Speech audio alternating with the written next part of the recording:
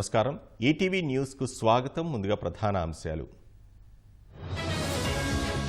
Air India విమానం black box లభ్యం. ఘటనా స్థలిలో ఎన్ఐఏ ఇతర ఏజెన్సీల దర్యాప్తు.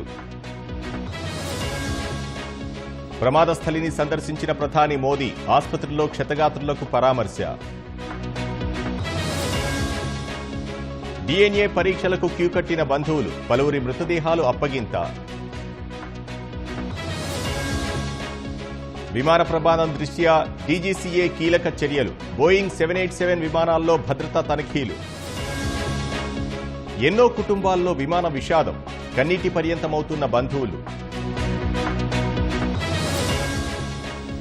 ఇరాన్పై ఇజ్రాయెల్ భీకర దాడులు. 20 మందికి పైగా సీనియర్ కమాండర్లు మృతి. ఇరాన్కు ట్రంప్ హెచ్చరిక. ఇప్పటికైనా ఒప్పందం చేసుకోవాలని హితవు. ఇరాన్ ఇజ్రాయెల్ పోరుపై భారత్ ఆందోళన. చర్చల ద్వారా సమస్య పరిష్కరించుకోవాలని సూచన.